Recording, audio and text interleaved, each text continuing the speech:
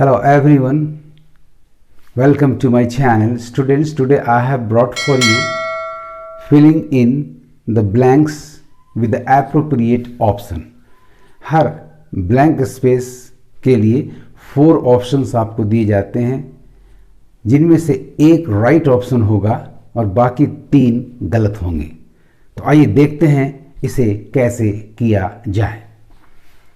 Number 1, the psychopath gets a blank space sense of enjoyment from torturing animals.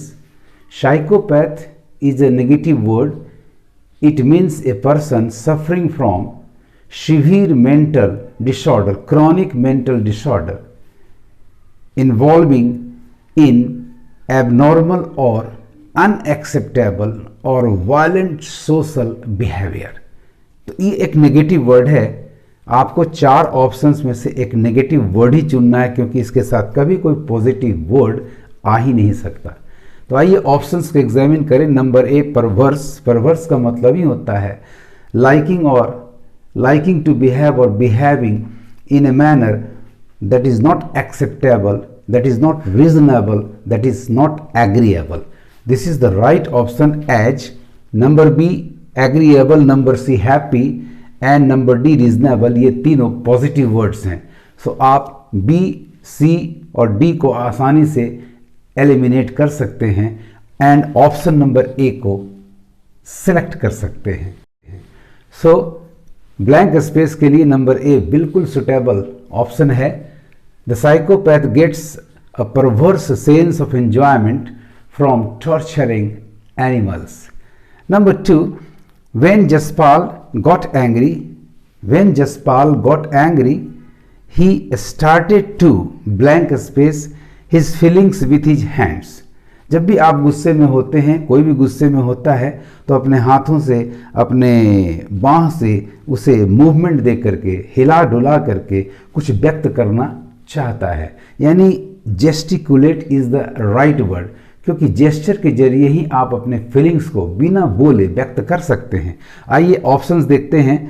तो number ए है participate, ये तो किसी चीज़ में भाग लेना होगा। नंबर बी है इमोलेट मीन्स टू सैक्रिफाइस, बलिदान देना, त्यागना। नंबर सी इंटॉक्सिकेट, नशे में ला देना, नशे की स्थिति में ला देना। नंबर डी जेस्टिकुलेट यानी जेस्चराइज, अपने फीलिंग्स को हैंड्स और आर्म्स के मूवमेंट से व्यक्त करना। The right option students is number D. तो इससे पहले कि हम आगे बढ़ें, आइए इस वीडियो को लाइक कर लें, और यदि आपने अभी तक मेरे चैनल को सब्सक्राइब नहीं किया है तो इसे सब्सक्राइब कर लें और साथ साथ बेल आइकन को प्रेस कर लें, ताकि आपको लेटेस्ट नोटिफिकेशंस मिलते रहें। Now let us come to question number 3। We feared the enemy's attack, दुश्मनों का हमला, because they blank space everything in their path। अब दुश्मन आगे बढ़ रहे हैं तो रास्ते में जो मिलेगा उन्हें जाहिर है कि डिस्ट्रॉय करते चलेंगे। आइए डिस्ट्रक्शन पे आधारित एक सही ऑप्शन को, सही वर्ड को हम लोग सेलेक्ट करें। तो ऑप्शन नंबर ए है सैसिएट, तृप्त होना, एक तरह से सेटिस्फाई होना। This is not matching here. Number B quench, प्यास बुझाना, बहुत प्यास लगी तो किसी लिक्विड को लेकर आप उसे बुझाते हैं, quench once thirst. This is also not suitable to the context. Number C remedy, सुधार करना, उपचार करना, उसका एक रास्ता बताना। This is also useless here.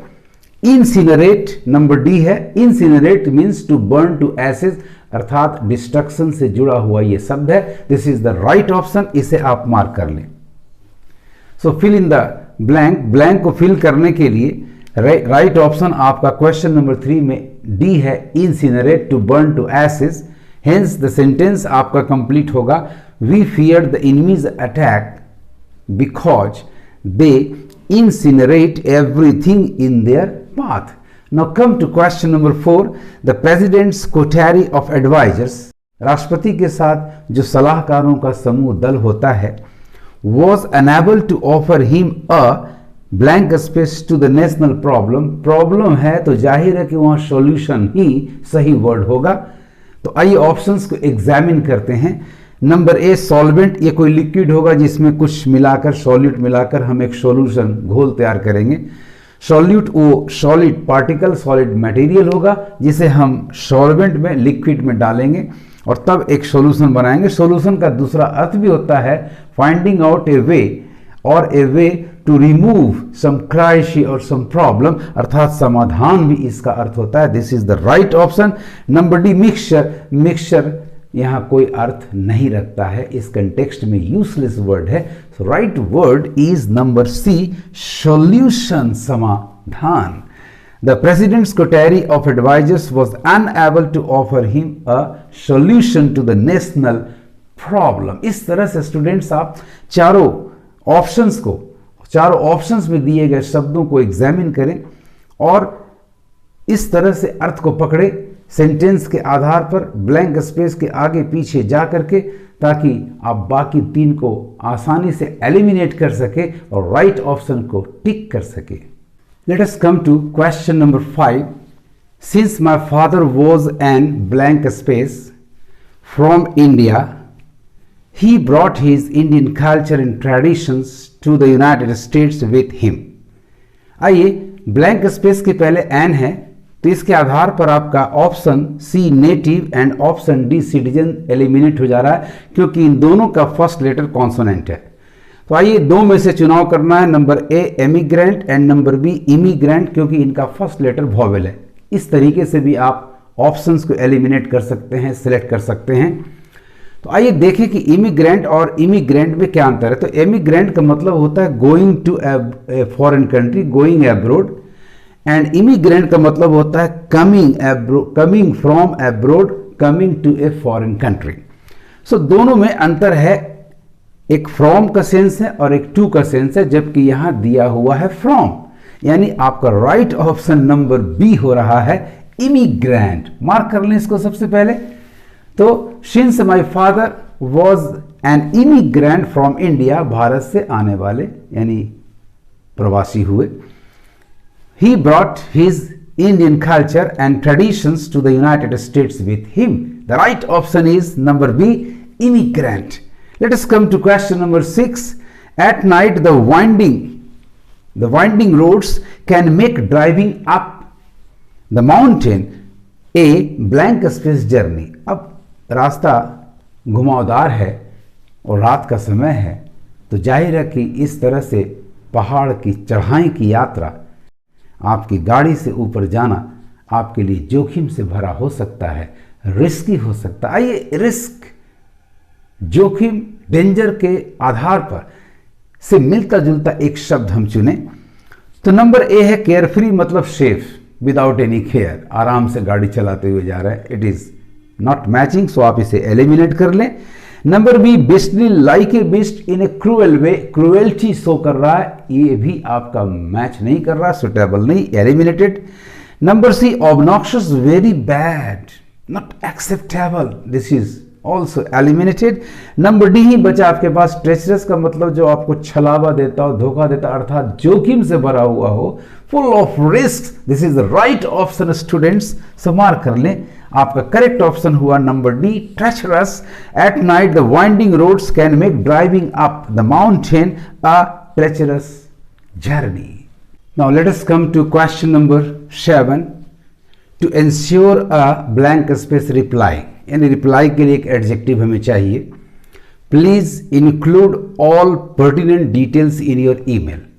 तो यदि सारे डिटेल्स आप अपने ईमेल में देते हैं तो जाहिर है जवाब आपको तुरंत मिलेगा, जरा भी डिले नहीं होगा। एनी, विदाउट एनी डिले का सेंस जा रहा है। ऐसा ऑप्शन आपके पास नंबर ए है, प्रॉम्प्ट। ईमेल मिला, रिप्लाई आपको भेजा गया। सो प्रॉम्प्ट को सबसे पहले आप सेलेक्ट कर लें। एफिशिएंट का मतलब यहां इस कंटेक्स्ट में नहीं है, क्योंकि इसका मतलब होता है able to work well without making any mistakes और विदाउट वेस्टिंग टाइम और एनर्जी। टार्डी मीन्स डिलेइंग, लेकिन जब सारा डिटेल्स आप देंगे तो आपके रिप्लाई को डिलेड नहीं किया जाएगा, तो eliminated. Number D strange, peculiar, not matching with the context, अर्थात आपका बी, सी और डी एलिमिनेटेड हुआ। राइट ऑप्शन सिलेक्टेड ऑप्शन होगा number A, prompt. To ensure a prompt reply please include all pertinent details in your email. Now come to question number 8. The survey provided the company with a void से स्पष्ट हो गया कि एक range जैसा word आना चाहिए, a void blank space of feedback on its products. Number A option आपका स्पेक्ट्रम, इसका मतलब होता है a set of 7 colors into which light can be separated. दूसरा अर्थ इसका होता है a number of varieties, अर्थात एक रेंज जिसमें से आपको कुछ चुनने का मौका दिया जाता है. This is the right option. Number B option just one choice है, ये कट गया. नंबर सी चॉइसेस, चूंकि वहां ब्लैंक स्पेस के पहले अ है, चॉइसेस तो होगा ही नहीं. एंड कलर्स भी आपका यूजलेस है. Right option is number A, spectrum. The survey provided the company with a wide spectrum with a wide range of feedback on its products. Question number 9.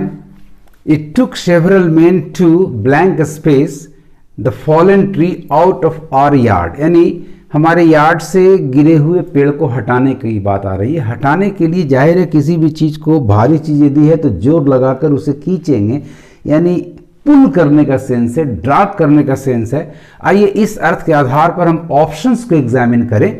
तो फर्स्ट है erect. Erect का मतलब होता है to make something stand straight, किसी चीज को खासकर निर्माण के दौरान, जैसे दीवार खड़ा करना, किसी चीज को जैसे मूर्ति है बनी है उसको फिर खड़ा करना, इस तरह की क्रिया को हम इरेक्ट कहेंगे.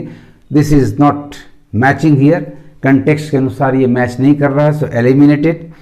Number B establish means to set up something, to found something, किसी चीज की स्थापना करना. यहां स्थापना करने का अर्थ नहीं आ रहा है, so this is eliminated.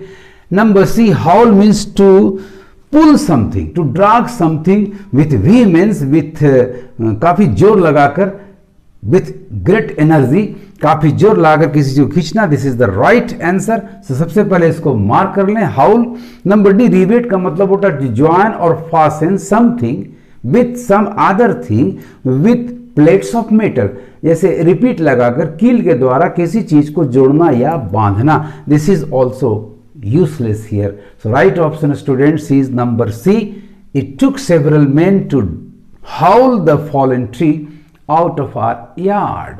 Now come to number 10. If you write a 40-page essay in one night, यदि एक ही रात में आप 40 पन्ने का निबंध लिख लेते हैं तो वास्तव में बहुत बड़ा काम आपने किया.